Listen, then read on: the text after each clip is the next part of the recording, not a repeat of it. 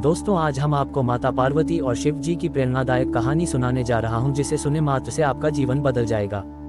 दोस्तों अगर आप भी शिव जी के सच भक्त हैं तो इस कहानी को पूरा सुने, आधा अधूरा छोड़कर जाने की गलती बिल्कुल ना करें, नहीं तो शिव जी का अपमान होगा। दोस्तों अगर आप भी शिव जी के सच्चे भक्त हैं तो वीडियो पूरा देखें और कमेंट में हर हर महादेव जरूर लिखना और चैनल को सब्सक्राइब कर दे। दोस्तों जब भी माता पार्वती दुविधा में होती थी किसी प्रश्न को लेकर तो वो भगवान भोलेनाथ से उस प्रश्न को पूछती थी। दोस्तों ऐसे ही एक समय की बात है, माता पार्वती जी के मन में सवाल उठा और उन्होंने भगवान शिव से पूछ लिया था कि प्रेम का असली अर्थ क्या है। महादेव ने ऐसा जवाब दिया जो आज के विवाहित जोड़ों के लिए एक नया सीखने को मिलेगा। दोस्तों इस बात से इनकार नहीं किया जा सकता कि महादेव ने माता पार्वती को जो पाठ पढ़ाए थे वह जीवन, परिवार और शादीशुदा जिंदगी में बहुत महत्वपूर्ण भूमिका निभाते हैं। उसमें न केवल जोड़ों का एक दूसरे के प्रति समर्पण, प्यार और सम्मान साफ दिखता है, बल्कि इस तरह रिश्ता निभाने में किसी तरह की कोई परेशानी नहीं आती। दोस्तों भारत में अपने प्रेम को जाहिर करने की शुरुआत हुई थी। हालांकि प्रेम की पराकाष्ठा के लिए किसी विदेशी संदर्भ की जरूरत नहीं है, बल्कि भगवान शिव और माता पार्वती का जीवन ऐसा है जिसमें न केवल खूब सारा प्यार, सम्मान और एक दूसरे के प्रति समर्पण देखने को मिलता है, बल्कि उनका वैवाहिक जीवन सच्चे प्रेम का प्रतीक भी है। ऐसा इसलिए क्योंकि माता पार्वती भगवान शिव की अर्धांगिनी भी थीं और उनकी शिष्या भी रहीं। वह अपनी जिज्ञासाओं को शांत करने के लिए अक्सर महादेव से ऐसे प्रश्नों को पूछती थीं, जो आज के समय में सभी के लिए बहुत लाभदायक है। तो चलिए दोस्तों हम कहानी को शुरू करते हैं। दोस्तों एक दिन देवी पार्वती ने देवों के देव महादेव से पूछा, प्रेम क्या है? प्रेम का रहस्य क्या है? इसका वास्तविक स्वरूप क्या है? इसे भविष्य में किस तरह देखा जाएगा?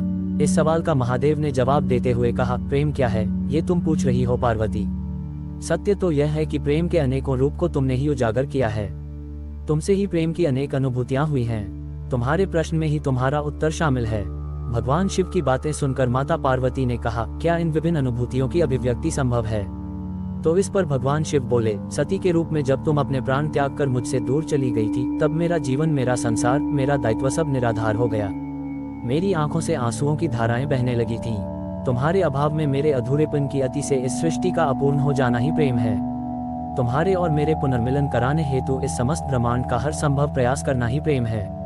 तुम्हारा पार्वती के रूप में फिर से जन्म लेकर मेरे एकांकीपन और मुझे मेरे वैराग्य से बाहर निकलने पर विवश करना ही प्रेम है। खैर ये बात किसी से छिपी नहीं है कि कई सालों की तपस्या और तमाम तरह की बाधाओं को पार करने के बाद ही शिव पार्वती का विवाह हुआ था। ऐसे में आज हम भगवान शिव और माता पार्वती के जीवन से उन प्रेम युक्तियों के बारे में बता रहे हैं जिन्हें हम अपने संबंधों में शामिल करके अपने वैवाहिक जीवन को बेहतर बना सकते हैं। दोस्तों भगवान शिव और माता पार्वती का पवित्र बंधन बताता है कि एक बार जब आप किसी के साथ रिश्ते में होते हो तो हमेशा एक दूसरे के साथ इंटरेक्ट करते हुए अपने रिश्ते को समझने की कोशिश करनी चाहिए। अपने आप को न केवल उस रिलेशन में पूरा समर्पित कर दें, बल्कि आपसी तालमेल के साथ अपने रिश्ते को मजबूत बनाने पर भी जोर दें। ऐसा इसलिए क्योंकि एक अच्छे रिश्ते में दोनों भागीदार आगे बढ़ने और बदलने के लिए एक दूसरे को प्रोत्साहित करते हैं। जिनके बीच ऐसा नहीं होता वहां हमेशा प्यार की कमी रहती है। दोस्तों आज मैं आपको 3 ऐसी बातें बताऊंगा जिससे रिश्ता कभी टूटेगा नहीं। ध्यान से सुनना। 1. प्रशंसा करना न छोड़ें। दोस्तों इस बात में कोई दो राय नहीं कि बहुत कम जोड़ों की पसंद आपस में मिलती है। पसंद की जगह जाने से लेकर बाहर खाना खाने तक हर कपल्स के बीच अपना अपना मत होता है। हालांकि इस बीच छोटी सी तारीफ की जगह आपस में अनबन, कड़वाहट, तल्खी और नाराजगी किसी भी रिश्ते को खराब कर सकती है। छोटी छोटी चीजों पर की गई प्रशंसा न केवल रिश्तों को मजबूत करने का काम करती है, बल्कि कपल्स के बीच एक तरह का खास कनेक्शन भी बना रहता है।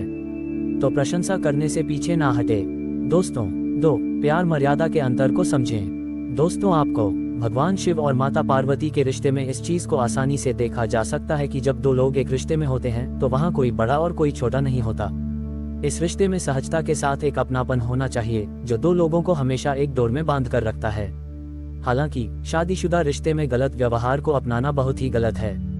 यही एक वजह भी है कि प्यार के लिए किया गया आचरण मर्यादित हो सकता है। वहीं जहां प्यार नहीं होता वहां इंसान अपनी मर्यादा को लांघने में कोई देरी नहीं करता। तो दोस्तों इस बात पर हमेशा चौकाने रहे और अच्छी समझ से कोई भी निर्णय ले। दोस्तों 3. एक दूसरे को जानने का प्रयास जारी रखें। भगवान शिव और माता पार्वती जन्म जन्मांतर के साथी थे, लेकिन इसके बाद भी वह हमेशा एक दूसरे को जानने का प्रयास करते रहते थे, जो कि आम जोड़ों के लिए भी बहुत ज्यादा जरूरी है। बहुत से कपल्स का कहना है कि हम साथ रहते हुए एक दूसरे के बारे में सब कुछ तो जान ही जाते हैं, लेकिन इसके बाद भी रिलेशन में ऐसी कुछ चीजें होती हैं जिनके अचानक पता चलने का अपना ही मजा है।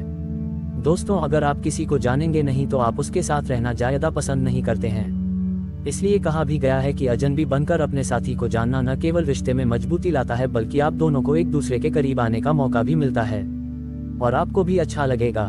दोस्तों, आपको भगवान भोलेनाथ की कहानी कैसी लगी कमेंट करके बताएं और चैनल को सब्सक्राइब कर दे और एक लाइक कर दे। हर हर महादेव।